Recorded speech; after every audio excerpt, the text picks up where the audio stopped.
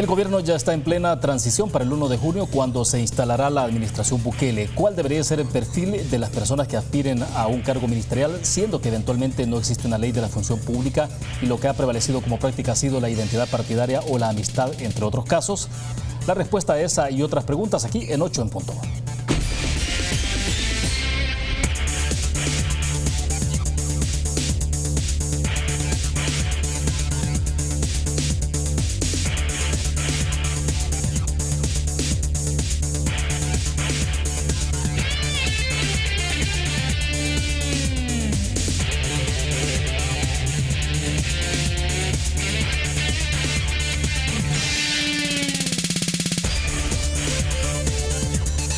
Buenas noches, bienvenidos a 8 en punto. Gracias por acompañarnos en el inicio de la semana en este lunes. Nuestro tema para la reflexión de esta noche: el estado del país, la transición en el gobierno y desde luego conversar un poco sobre la gira del presidente electo por México y Estados Unidos. Varios temas en agenda. Queremos agradecer esta noche que nos acompañan en nuestros estudios Joaquín Samayoa.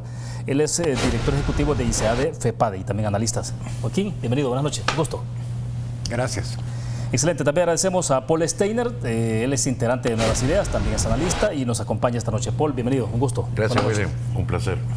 Bueno, excelente. A ver si comenzamos un poco sobre la parte que tiene que ver, bueno, para este día, para ser preciso, el presidente electo había anticipado que iba a dar a conocer, por ejemplo, el equipo de transición. Ya el ejecutivo, de parte del ejecutivo del gobierno del presidente Sánchez Serén, ya se ha conocido cuál es el equipo de transición, del presidente electo todavía no. Se iba a dar a conocer este día, pero bueno, no ha ocurrido eso. De todas maneras, el tema es un poco conocer cuál puede ser el perfil. Joaquín, en su opinión, siempre se habla con la configuración de gabinetes, de quienes integran el Ejecutivo, el tema de la idoneidad, el tema de qué es lo que prevalece o ha sido la práctica hasta hoy. Por eso lo planteaba en la pregunta inicial. La amistad, la identidad partidaria, ideológica, pero un poco es el deber ser y lo que ha ocurrido. Sí, bueno, lo que ha ocurrido ya está a la vista y todos lo sabemos, ¿verdad? Yo creo que algo muy importante es, y creo que esa es una gran ventaja de Nayib Bukele sobre cualquiera de los gobernantes anteriores, es que la ideología al parecer no va a ser un criterio determinante.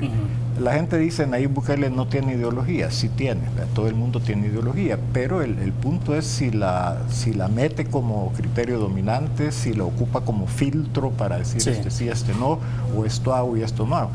Y al parecer, por lo menos en lo que se ha dejado ver hasta ahora, está él como dejando de un lado eso y actuando con bastante sentido común, que buena falta hace actuar con sentido común en las cosas de gobierno.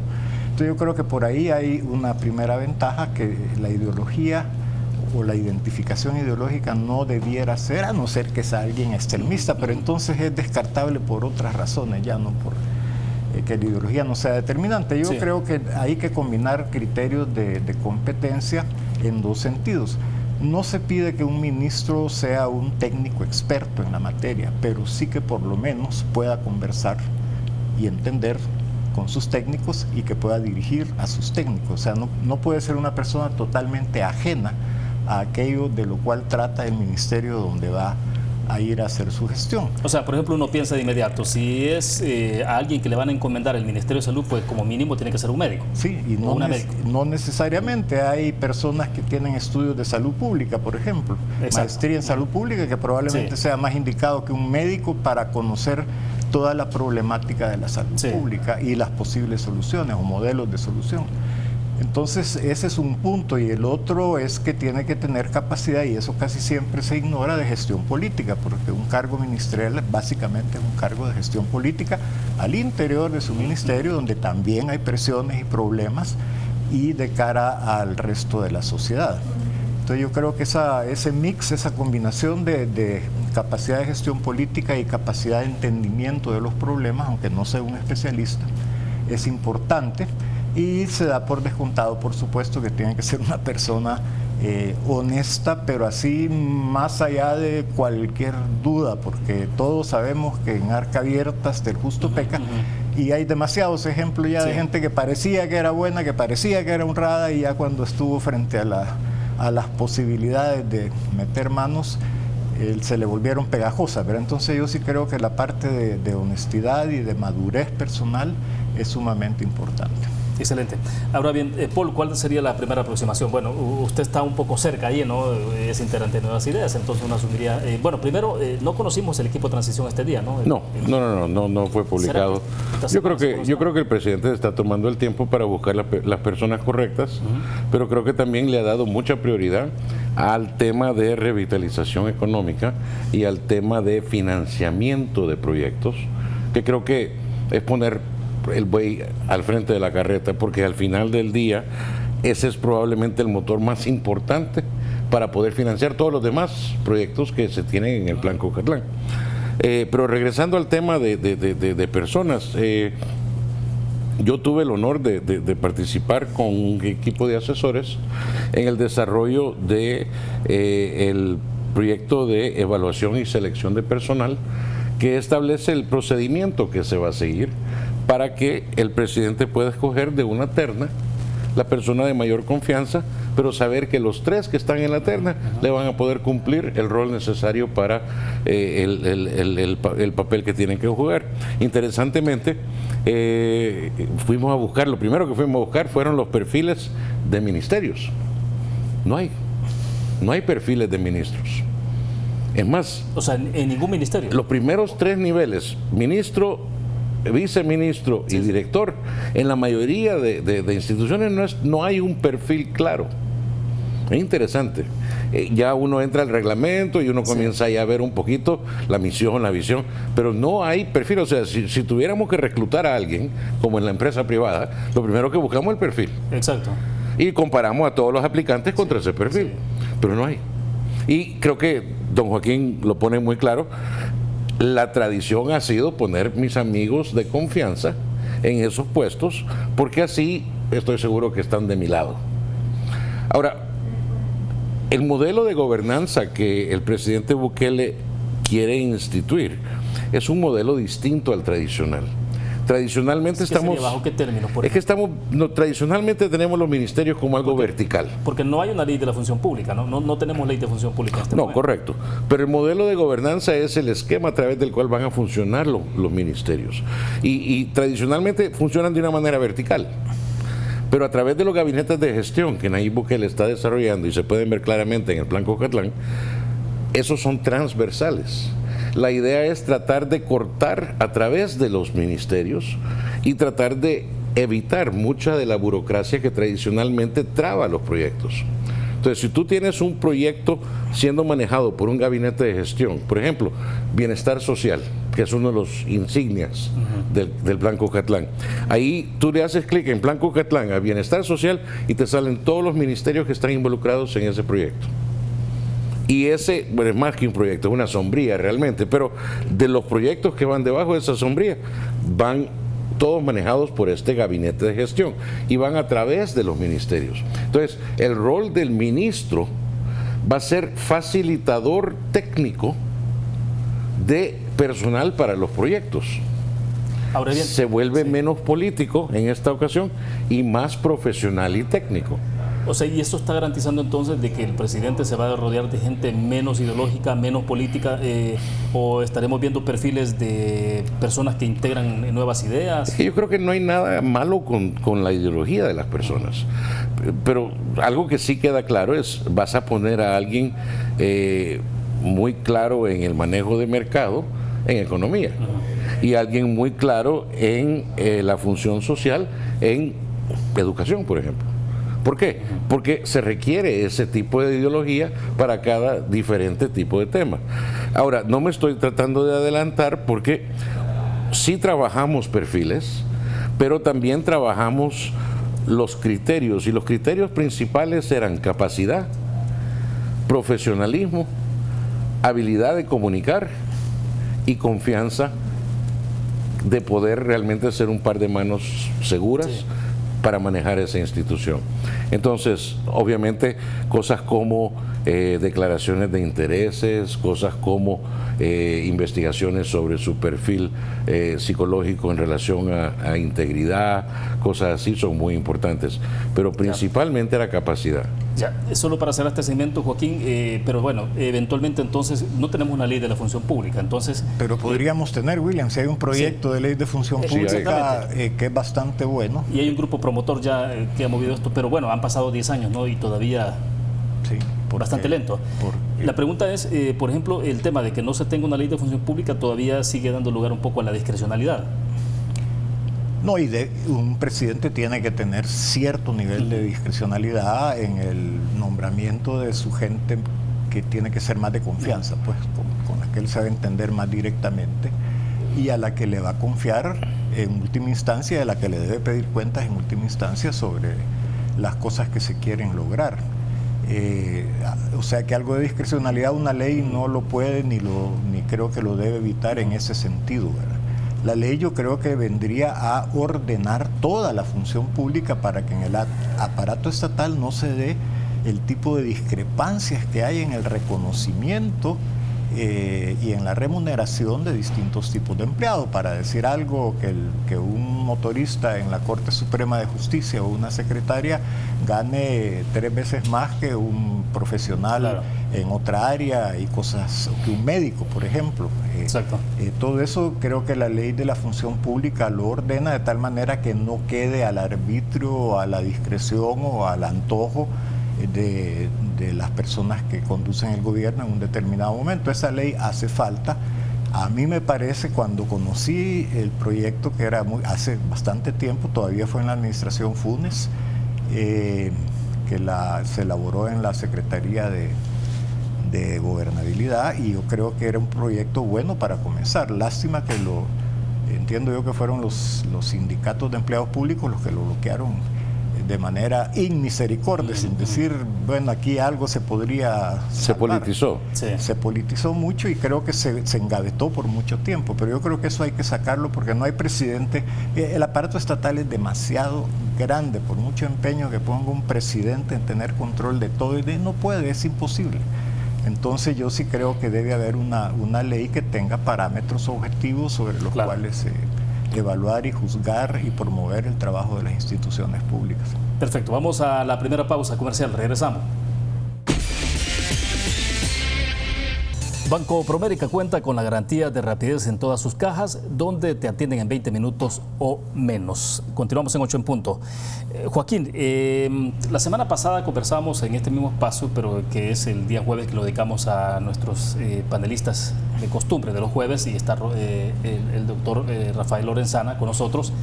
Él hablaba un poco sobre el tema estábamos hablando del tema de idoneidad de los funcionarios, de la configuración de gabinetes, y se hablaba entonces del tema de lo que ocurrió en el pasado, con el tema de los sobresueldos, y que es una práctica ilegal y todo lo demás. Pero bueno, el punto central es cómo hacer, por ejemplo, para poder dotar a quienes aspiren a un cargo ministerial, por ejemplo, de un salario de acuerdo al cargo. Porque decía él, bueno, pues de repente lo que quizás la Asamblea Legislativa debería entrar en una especie de sinceración, y aunque no es muy popular hablar de ese tema, pues sí, actualizar salarios en el caso de los ministros y pagarles de acuerdo a lo que también ganan, salvando de que obviamente se cuenta con un perfil de gente idónea, ¿no? Capaz, profesional, porque afuera desde luego decía, bueno, hay gente que puede ganar mucho más en el sector privado. Entonces, ¿cómo hacerse de un equipo que también pueda, de personas que puedan ganar un salario adecuado? No es popular la discusión, sin duda alguna, pero está planteado ahí. No, definitivamente es una discusión que hay que tener, y para mí la solución es fácil. Ya otra cosa es que puede haber gente que no le guste, pero la palabra clave acá es transparentar. Lo que no se vale es tener las cosas ocultas como se tuvieron en varios gobiernos, no solo en los últimos, ¿verdad? Entonces yo sí creo que muchas veces para atraer talento y el tipo de funcionario que se quiere tener, hace falta pagar más que los salarios y la solución no es subir todos los salarios, porque puede ser que haya gente que no lo merezca, que no lo valga, o incluso que no lo necesite, ¿verdad? Pero puede haber también gente que tiene ya su vida arreglada, sus compromisos familiares, hijos educándose, un presupuesto determinado con el que vive, y obviamente esa persona, por mucho que quisiera, no va a ir a trabajar ni al gobierno ni a otra empresa por algo que le haga sacrificar mucho de lo que tiene. Entonces yo sí creo que debe haber flexibilidad en eso y que debe haber posibilidad de rangos, pero ahí la ley de función pública podría ayudar poniendo esos rangos de tal manera que tampoco sean arbitrarios los techos y que alguien se dispare con un sueldazo y la demás gente no. Entonces yo sí creo que hay que permitir flexibilidad, pero que sea transparentado y que aparezca en la ley de salarios. Este ministro va a ganar tanto, ¿verdad? Exacto. Y si luego resulta que ese ministro se va o debe ser sustituido, pues entonces se hace una enmienda a la ley para, si hay que cambiar el salario de ese ministro, hay que ver la manera de que quede todo legalizado, abierto, transparente, pero sí definitivamente hace falta ofrecer salarios atractivos a ciertas funciones que son críticas y que no nos engañemos, pues no es cualquiera el que las puede desempeñar. Sí, y estamos hablando de los ministros, viceministros, por ejemplo, ¿no? Un funcionario arriesga un montón su calidad de vida, arriesga un montón no solo durante los años de gobierno, sino años después, que después pueda venir otro gobierno, un fiscal o un juez que le quiera escudriñar y le va a encontrar hasta cosas que nunca hizo, nunca dijo. Entonces es un sacrificio grande el que se hace cuando se va a trabajar al gobierno y yo sí creo que tiene que ser debidamente compensado. Sí, porque otra cosa es hablar de la función pública y de cómo normar lo que usted decía, en el caso de un motorista que pueda estar ganando, no sé, $1,200 cuando hay médicos que están ganando 600, 700, ¿no? Así es. Pero eso pero estamos hablando a nivel de rangos ministeriales. A nivel de rangos ministeriales, pero sí, la ley podría poner parámetros, por ejemplo, y rangos y techos para que no sea completamente al antojo de un presidente, ¿verdad? Pero en todo caso, lo importante es que quede transparentado. Si después eso va a ocasionar celos o tal, bueno, ya el presidente verá cómo maneja eso, pues, y a cada gente que llame y le pida colaboración le dirá, esta es la situación, tómelo o déjelo, ¿verdad? Sí. Paul, porque lo que pasa es que de repente en medio de todo esto lo que se anticipa es la posibilidad de que, pues sí, haya gente capacitada, que tenga la idoneidad, que sea gente muy proba, pero que pues sí, el salario no es muy atractivo. O un poco lo que decía Joaquín, es decir, entonces, ¿cómo se puede salvar esto? Porque, bueno, el presidente toma posesión el 1 de junio, pues, pero el tema no es muy popular, sin duda alguna. La competitividad de la remuneración es clave en cualquier nueva contratación. Vas a contratar a los mejores si tienes la habilidad de pagarles un sueldo comensal con lo que se gana en el mercado. Sin embargo, yo creo que algo que el presidente ha dicho varias veces es que no partimos de una situación de estabilidad en eso. Ustedes mismos acaban de terminar de acordar que la ley de salarios y la ley de función pública, aparte de no existir, es un arroz con mango. Tenemos funcionarios claves ganando menos que lo que un motorista o un ordenanza está ganando. Y es por falta de manejo, falta de control que nos hemos terminado yendo hacia eso. Pero también significa que hay que tomar control del asunto, hay que agarrar ese toro por los cuernos y comenzar a resolver el problema. Entonces, tiene que haber un periodo de transición entre hoy, donde si eliminas totalmente, como ha dicho el presidente, la partida secreta para pagar sobresueldos ilícitos, entonces no tenés de dónde sacar para eso. Por lo menos el presupuesto 2019 no tiene. Entonces, ¿qué significa eso? Necesitas encontrar personas capaces, pero que son también pragmáticas y que tienen un entendimiento de que hay que tener un periodo de transición mientras se pone la cosa bajo control, antes de comenzar a hacerlo correctamente como queremos hacerlo en el futuro. Lo cual significa que es muy posible que se pueda desarrollar algo por resultados, que se pueda desarrollar algo que sea basado en resultados del gobierno. Para ese periodo de transición, y no va a ser el primer gobierno que lo hace, hay otros países que lo han hecho. Personalmente siento que un incentivo financiero es un buen incentivo para tratar de hacer el mejor trabajo. Ahora, pero hay que sincerar esa discusión y hacerla lo más abierta. Es que la clave es la palabra que ustedes usaron, transparencia. Y y dejar de hacerlo debajo de la mesa. O sea, parte del problema y parte de la razón por la que el ciudadano tiene tan poca confianza en personal de la política o gente de la política es porque tantas decisiones se hacen detrás de puertas cerradas o debajo de la mesa, cuando realmente debería de ser transparente y hasta a veces preguntarle a la ciudadanía qué piensa. Tenemos la tremenda oportunidad. Este 3 de febrero la decisión fue tomada realmente como un referéndum sobre la corrupción. La ciudadanía decidió que ahí iba a expresar su posición sobre eso. Pero hay otros temas donde también tenemos que ir involucrando a la ciudadanía en opinar. El tema de la ley de función pública es clave para asegurar que la gente correcta en los puestos correctos y que los salarios correctos se les están aplicando. Pero hemos ido a través de el uso de sindicatos politizados en algunos casos, a través de clientelismo político, a través de militancia contratada, llegado a un punto donde hemos llevado agua para nuestro molino, pagado lo que hemos querido para nuestra gente y luego después, bueno, el que viene hay que sálvese quien pueda. Y ahora, eso no se vale. Sí, en Asamblea Legislativa entiendo que hay 2 anteproyectos de ley de la función pública. Es decir, que bien podrían entonces... Desde el tiempo de Paco Flores ha habido. Sí, bueno, pero por lo menos esos 2 creo que tienen como 10 años ya de venirse discutiendo, y lo que decía Joaquín desde la administración de Mauricio Funes, ¿no? Pero bueno, están 2 proyectos ya listos en Asamblea Legislativa. Entonces, sería ideal, pregunto, que entonces los diputados se pusieran de acuerdo y votaran incluso antes que llegaran allí Bukele a sentarse el 1 de junio.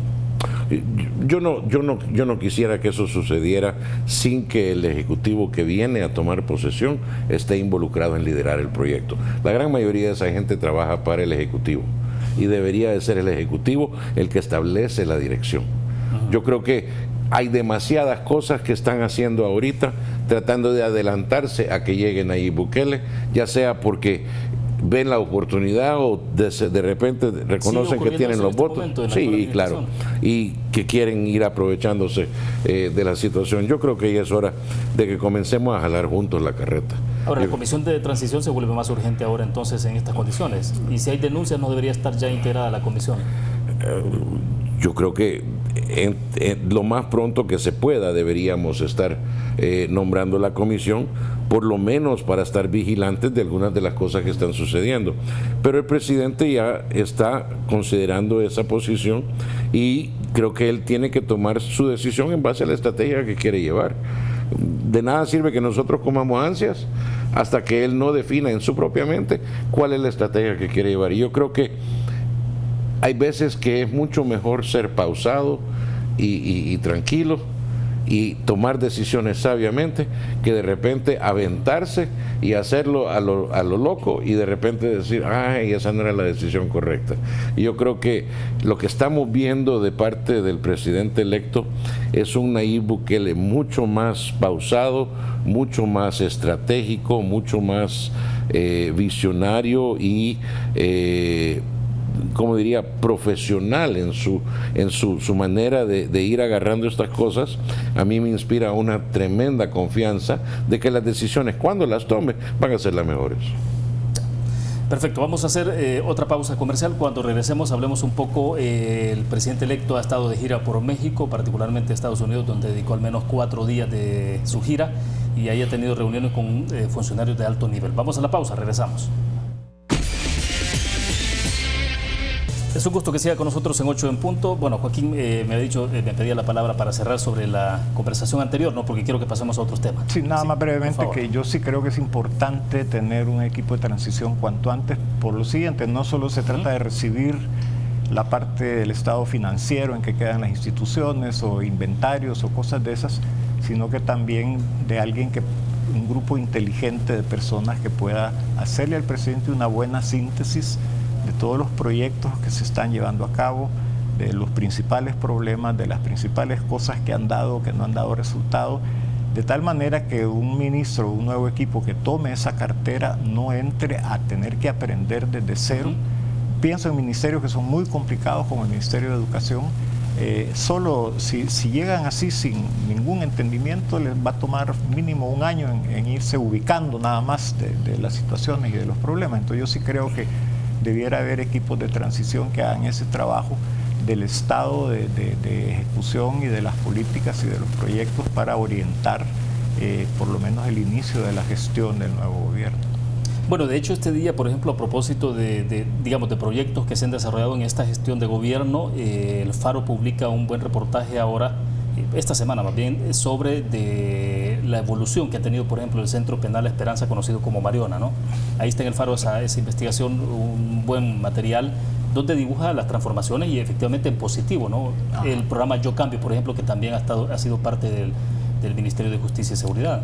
Exacto, sí, porque si no vamos a estar inventando la rueda cada vez. Hay cosas buenas que hay que aprovechar y darles continuidad, y hay otras que se ve que estaban mal encaminadas, mal orientadas, y que hay que cortar cuanto antes posible. Excelente. Bueno, a ver, si pasamos a los otros temas, y es que el presidente electo entonces concluyó su gira por México y Estados Unidos el pasado viernes. Me gustaría conocer, Joaquín, cuáles un poco sus consideraciones, sobre todo, obviamente lo que trató con el presidente López Obrador en México es importante, pero hay allí otros puntos importantes de política exterior que se tocaron allá en Estados Unidos, sobre todo el discurso con la Fundación Heritage, y además después se ha reunido el presidente electo también con John Bolton, el asesor de seguridad del presidente Donald Trump. Dos temas ahí en la mesa: el tema de Venezuela, la democratización de Venezuela, y lo que tiene que ver también con, insisten los funcionarios norteamericanos en señalar las prácticas depredadoras de República Popular China. Sí. Bueno, yo creo que el presidente electo se manejó bastante bien en esas oportunidades. Yo encontraría difícil no estar de acuerdo en algo de lo que haya dicho. Casi todo lo que dijo me parecía sensato. Claro, hay una gran distancia del dicho al hecho, en el sentido de que las cosas son bastante, o pueden ser bastante más complicadas de lo que... Porque el presidente Bukele tiene la virtud de ser optimista, y en ese sentido esos discursos creo que pueden haber servido también para inspirar optimismo en la gente, que está como bastante frustrada. Pero la verdad es que los problemas son bastante más complejos, y hemos visto tanto caso de discursos, pongámoslo por el lado de la corrupción, y con esto no quiero insinuar nada, pero yo recuerdo el discurso de Chávez recién electo, de Hugo Chávez recién electo presidente en Venezuela la primera vez, o el discurso, para no ir lejos, de Funes acá, de Mauricio Funes, sí. O el de Tony Saca, que se les acabó la feria de los Malacates y todo eso.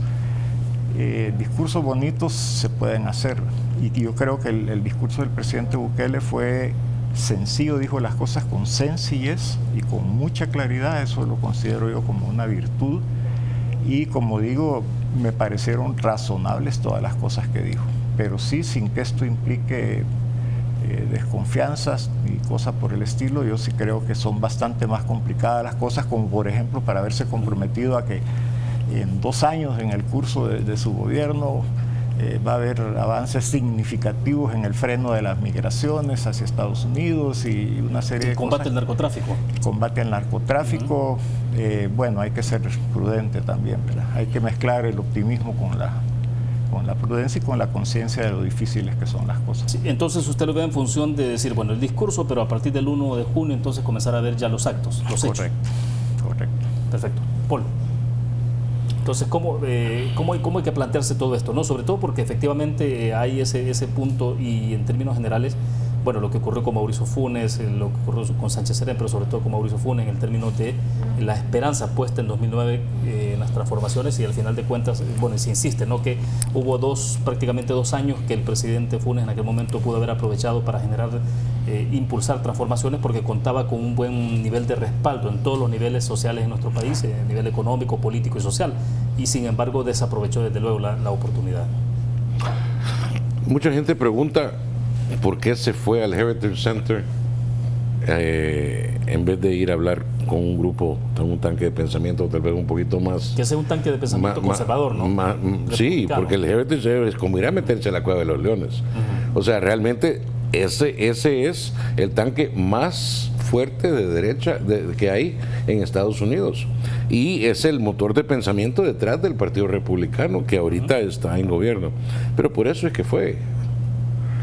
Porque si querés llegar a hablar con el gobierno de Estados Unidos, tenés que ir a hablarle en su lenguaje y tenés que ir a hablar con los que toman las decisiones y los que influencian. Y yo me sentí extremadamente... ¿El presidente electo no llegó a decir lo que querían escuchar los integrantes de la Fundación Heritage? Si hubiera sido distinto lo que él nos ha dicho acá, entonces sí estaría de acuerdo, llegó a decirles lo que querían oír, pero repitió lo que había dicho acá. Lo que él presentó ahí, lo presentó en Fusades. Lo que él ha dicho aquí en campaña es lo que dijo ahí esta semana recién pasada, pero lo dijo de una manera que yo me sentí al final orgulloso del país. O sea, yo no vengo aquí a pedir ayuda, yo vengo aquí a hacer negocios, palabras que él usó.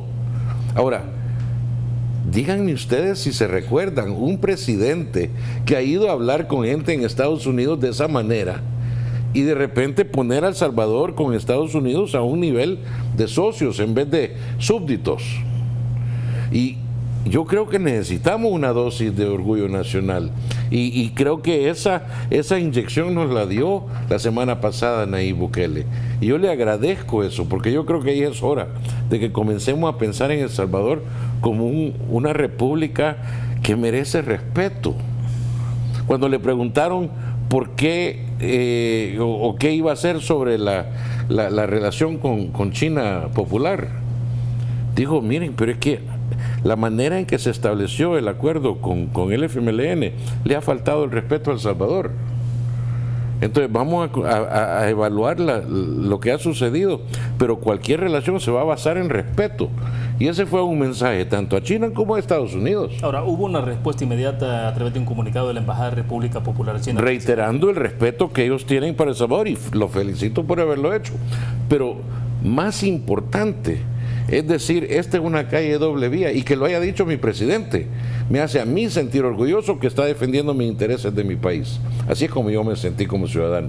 Y eso para mí creo que es una de las primeras dosis de revitalización que necesitamos. Y si nos vamos al votante promedio, digamos, el que votó por Nayib Bukele, por ejemplo, que puede ser alguien que viene de la izquierda o que es del FMLN y votó por Nayib Bukele, tenía los perros erizados igual que yo. ¿Usted cree que logró asimilar ese discurso?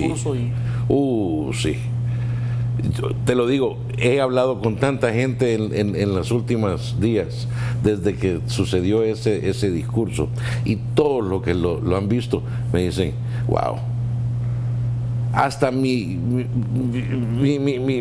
amigos que han sido totalmente anti Bukele, hasta los que me dejaron de hablar durante la campaña, ahora me están diciendo, pues chica, la verdad que estuvo bueno. Y es que yo creo que hay que reconocer que la campaña ya terminó. Y creo que hay que tomar las palabras en base al sentimiento que traen. Creo que tenemos que comenzar a pensar que tal vez ahora todos somos una comunidad. Y este es el líder que la comunidad ha elegido. Entonces, no tenemos opción de exilarnos mientras terminan los 5 años. Tenemos que trabajar juntos para que los 5 años sean buenos para todos. Y las palabras que él ha comenzado a usar desde la primera noche del 3 de febrero, donde invitó a todos los partidos políticos a trabajar juntos por un mejor El Salvador, yo creo que si le damos 10% de credibilidad a sus palabras y acatamos la invitación, tenemos mejor chance de salir juntos de esto. Bueno, vamos a hacer la última pausa comercial, volvemos. Bien, en los pocos minutos que nos quedan, me gustaría conocer un poco la opinión de ustedes también sobre en qué condiciones se encontrarán Nayib Bukele, el gobierno, pero sobre todo el país, los problemas del país. Recientemente, o esta semana para ser preciso, una fundación, más bien se trata del Consejo Ciudadano para la Seguridad Pública y la Justicia Penal de México, publicó un ranking de 2018 sobre las ciudades más violentas del mundo. Creo que tenemos el gráfico ahí para mostrarlo, porque en ese gráfico aparece El Salvador en la posición número 24. Vamos a ver si lo tenemos a la mano. Eso es lo que indicaba un poco, digamos, la descripción sobre ¿cómo se llama? El consejo. Ahí viene el gráfico, ese es el que tienen ustedes.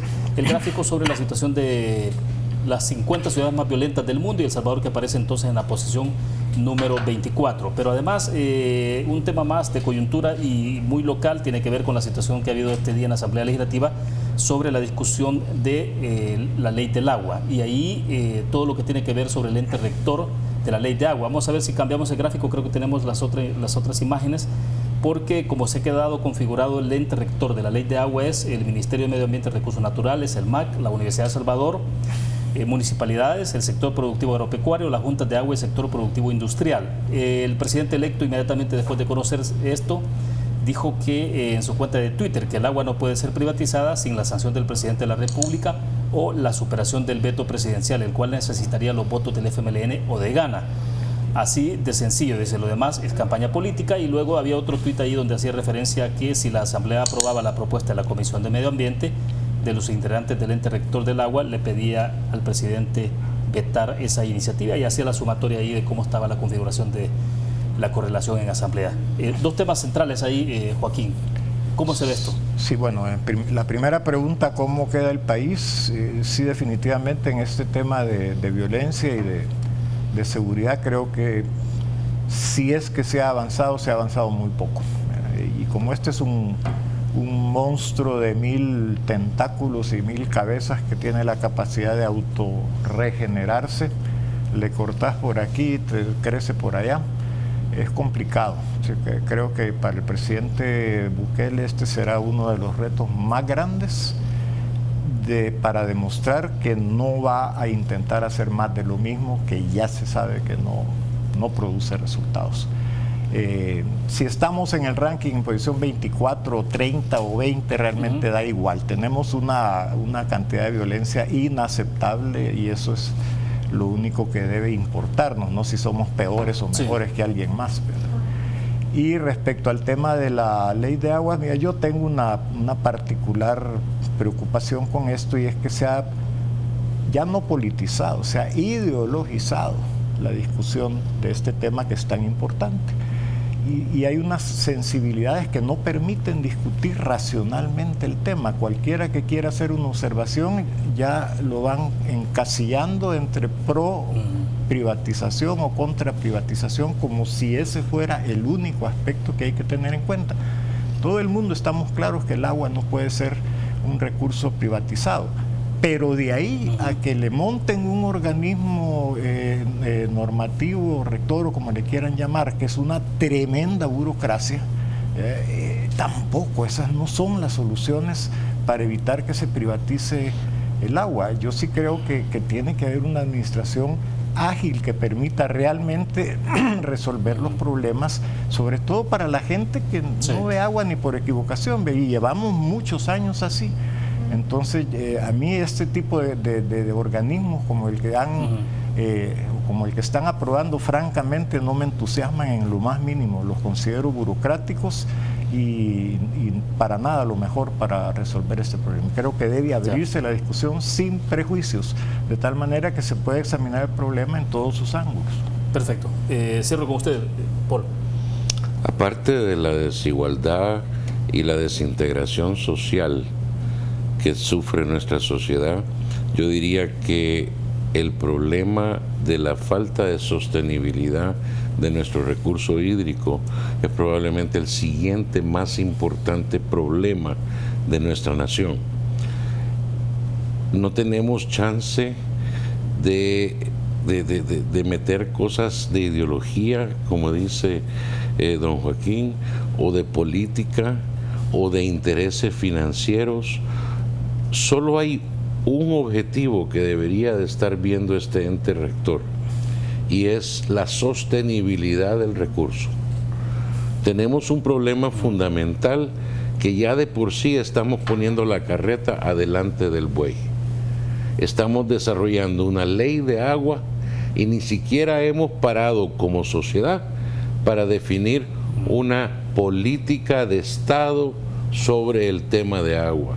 Una política. ¿Hay que definir la política de Estado? Por supuesto que sí, porque todos tenemos que estar de acuerdo con esa política de Estado sobre el tema de agua, todos, para que luego venga la ley a implementarla.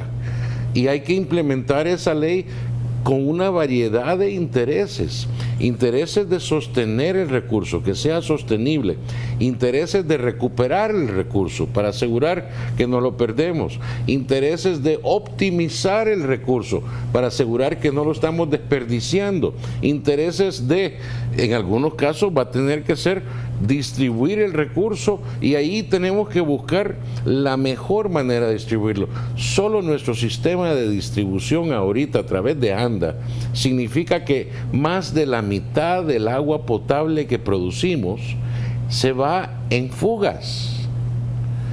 Entonces, ¿cómo podemos esperar que eso se va a reparar si no tenemos una política de Estado?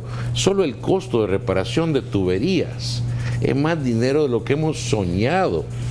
Claro.